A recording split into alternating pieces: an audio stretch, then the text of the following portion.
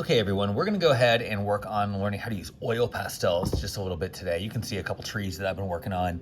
And I just wanna guide you through some basic methods. So basically today I want you to do a follow along tutorial. You're gonna go ahead and get one of the sets of oil pastels that are over on the counter next to the pencil sharpeners. There should be a nice pack of 24. And we're gonna go ahead and we're gonna use certain colors in certain ways. Now, when you are doing your own landscape later, you'll have a lot of opportunities. The other thing I want you to get in addition to the oil pastels are grab yourself like a little cotton swab, a Q-tip, and a toothpick, plus pastels. And then we're just doing this in our sketchbook. So you can turn to a clean page in your sketchbook and you'll be good to go. So we're gonna go ahead and I'm going to find a number of different colors. The first one I'm gonna use is sort of this deep blue. It's the darkest blue in the set. Technically the name is, it's a nice Prussian blue.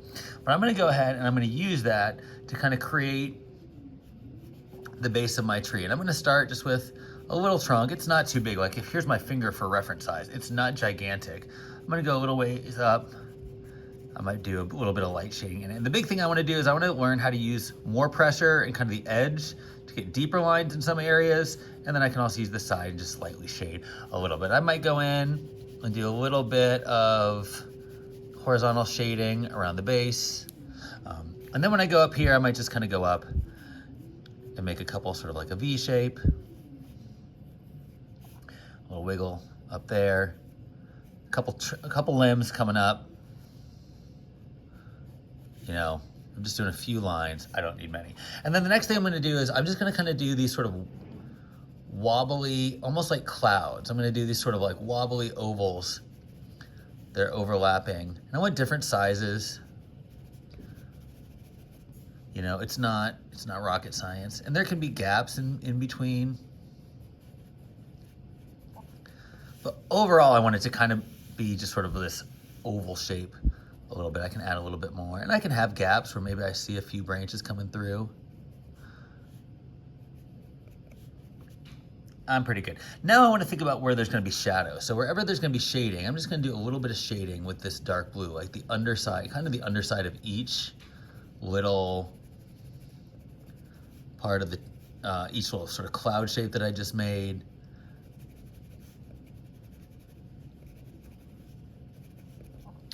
So here, I've got some shading, and that's all using this Prussian blue.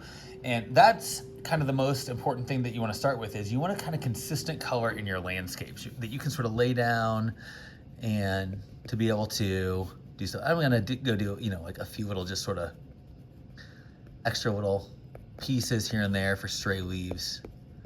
Just gives it a little bit more. Okay, next I can go in and I want to go ahead and start messing around with my greens. So I've got a number of greens I want to show you. There's this sort of really deep green, the fir green. There's this more classic green. This is your phthalo green with a PTH. And then this one right here, this is your permanent green medium. Any can work. I'm gonna actually start with my phthalo green. And the big thing with oil pastel is kind of unlike paints where you mix outside or watercolors where you mix them in a tray and then apply them. You're kind of mixing in real time on the actual artwork. So I'm gonna go in and I'm just gonna kind of lightly lay some of this green down in those light areas where I didn't put shading before. And I'm just doing this nice and light.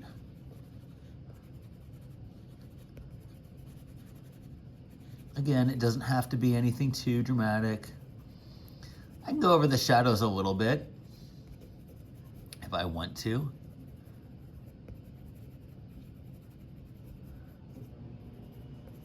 And where it's coming over the blue, it's gonna start to mix and make kind of like a darker green, whereas in the areas where it was white, it's not gonna do much. That didn't do a ton, that's okay. Now we're gonna go in with a slightly darker green, and this is where it's gonna really start to blend. This is my fir green. It's a nice deep green. And I'm gonna go in, and now I'm gonna put in with a little bit more pressure, and I'm gonna kind of go back over where I want shadows. And you're gonna see this is gonna start to sort of mix with the greens that are already there, with the deep blues that I got. And I'm pressing down a little bit deeper, so now it's kind of mixing and blending a little bit more than it would have other times. So I'm getting kind of these shadows mixing with the greens. And I can leave little areas where like I'm letting the light stay light.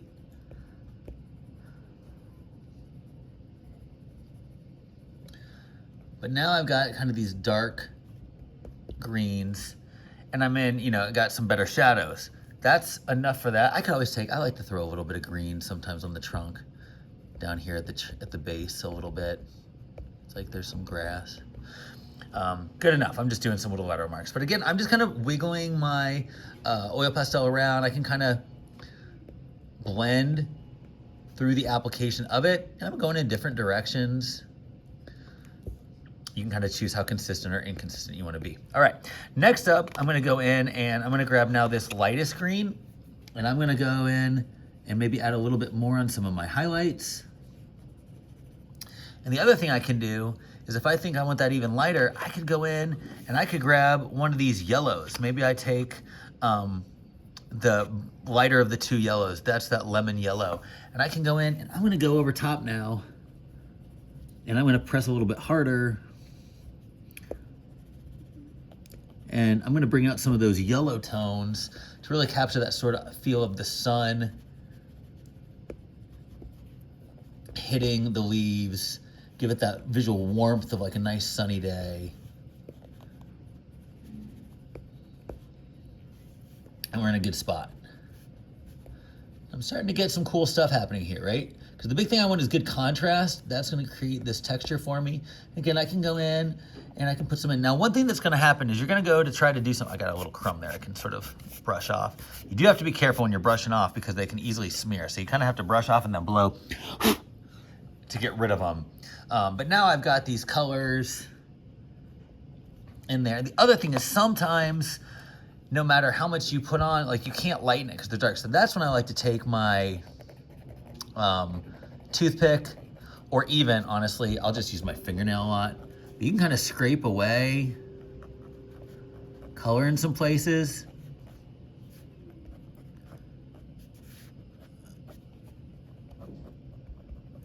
You know, so now it's a little bit lighter right there. And then I could even go back in and my yellow will kind of go in there a little bit more easily because it's not mixing with the blue underneath as much. And that just sort of breaks up the image and some of those shadows, especially when you think about like what a tree would do. So, you know, I've got a pretty decent amount of foliage. Now, we have this little swab. You can use either end, the point, but sometimes if you need to blend things in a little bit, you can go and you don't want to use your finger and you can kind of clean up. If it's a little like fuzzy or rough in areas and you want that a little bit more refined, you can use that to blend. But again, and then also, you know, you can do some cool stuff with textures. If you want some lines or some edges, you can scrape away the oil pastel. Because the big thing is the oil pastel is going to bond and stain the paper a little bit. So even if you scratch it away, there's still gonna be some color underneath. But I've got something that looks kind of fun, like a little tree. I'm pretty happy with it. And I can always go back in, and if I need to go a little thicker, I can cover things up. If I just press it down a little bit harder, that'll thicken things up. I'm doing this with my green, but you know, you kind of have room to play around with. But I really want it to feel dimensional. Like there's a lot of different colors at work here.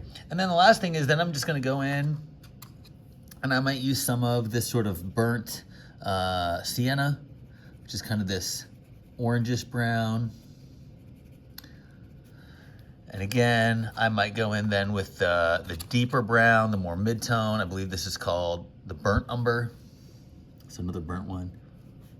And I can go over the blue because as you know, from when we did watercolor back in the day, blue and brown will mix to create kind of a neutral, almost black tone.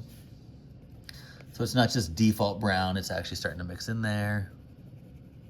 I'm gonna go this lightly, and then other times press a little harder. And then I might go in with my deepest brown. This one is called the sepia. And so I can go in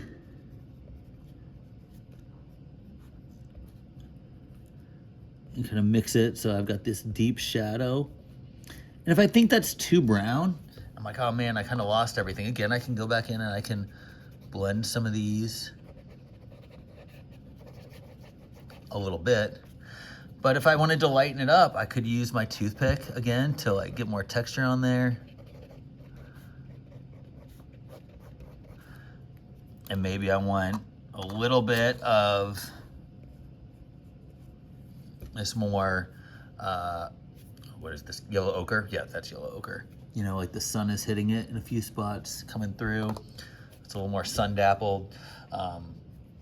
You know, I can do this so that I've got all these different issues. Now, the other thing is, I personally like to go in and think about a really cool sort of unifying shadow color. We kind of got that with the blues, but maybe even I want to do some stuff, or maybe I even go in with like a really nice deep purple. This is that blue violet, and I can go in some areas. I can do little bits of detail, especially if I want to get something that's a little bit more impressionistic or faux. Maybe I'm just weaving little bits of this into some of the shadows. And I'm just doing little hints. But those little hints of purple, you might say there's no purple in the tree, but we're just doing this kind of neat shadow color. These little bits are going to kind of unify it and heighten the color profile. And that can be really, really exciting. I've even had people sometimes go in with a little hint of red. So go ahead. Now, the only other thing I want you to do is, you know, we can do a little bit more of the ground if you really need to. But then go ahead and let's practice lighter values. Now I'm gonna go ahead in the sky, I'm gonna start with this really nice turquoise blue, and I'm just gonna kind of map out a little kind of shape around the tree. And with the side of it, I'm gonna just sort of do a nice gentle blue tone. I can do little streaks, or I can blur, you know, I can have diagonal work a little bit. I can even put it in here in these gaps. Just a little bit of blue. And I would do that across the whole piece. I'm going really, really fast. You can slow down and be a little bit more controlled. And I might do a little bit more pressure, just slightly as I go up top. And then this is gonna seem a little crazy, but actually I'm gonna take just a hint of the really bright, sort of vibrant yellow. That's the deep yellow. And I'm gonna put like the littlest amount. And that's just gonna kind of chill my blue out a little bit so that it's interesting, but not like fake. It's gonna desaturate it. Then I'm gonna take my midnight blue once again, my Prussian blue, sorry. And I might do a little bit near the top, really lightly, and then kind of fade it out as I come down. Now again, this is really scratchy. It looks kind of rough. So what I'm gonna do is I'm gonna use my white now, and I'm gonna use my white kind of as a blender. So if I go in with my white, and I'm just kind of doing, with a lot more pressure, these sort of small circles, it's gonna start to blend these colors together. And you'll see, again, I'm doing these little circles, trying to avoid all this, but I can get in there. And it's gonna start to pick up and dilute the blue and marry all these colors together. Now I wanna make sure before I move it down here that I kind of like twist it and clean up. And sometimes if I get really big chunks, I just kind of like push them back down in. Or I can try to pick them up with something, but I don't have to blend everything completely. Not everything has to be a smooth blend. I can use my finger. Oops, I already had junk on my finger, so that's a bad idea. I can use my finger, but the problem with blending is sometimes I move something around, I can just go back over it. But I can go, and I'm starting to get a kind of nice, even blue. So that's really it. You know, really once we get in there, we use this to blend in these gaps. We start to play around with how we're creating the tones we want to create. My blues and my yellows have kind of blended to create a nicely desaturated gray tone to the blue, so it's not just too vibrant and fake. You can see as I'm coming up, where I had pressed a little bit harder with my blues earlier, it's starting to go in. I can even let this blend in a little bit with my tree if I really, really want to, so that then there's a little bit of unity in the piece. I'm almost done. And yeah, I'm just kind of working on exploring the oil pastels for the first time. Again, I've got little chunks that I like to just kind of just weave in. Now, some people really want it to be smooth. You might want to take your little swab. Oops, I had color on it. Uh-oh, don't do that. Use a clean part of the swab. I can always literally just scrape that off with my fingernail and then blend over it. And that'll kind of get rid of it. So I can make this as smooth as I want to try to make it, or I can really just kind of embrace the chaoticness of it and let it be a little bit more impressionistic. But go ahead and yeah, maybe then go in with your fingernail. If you think it needs to be more vibrant in some places, or get some detail, scrape away.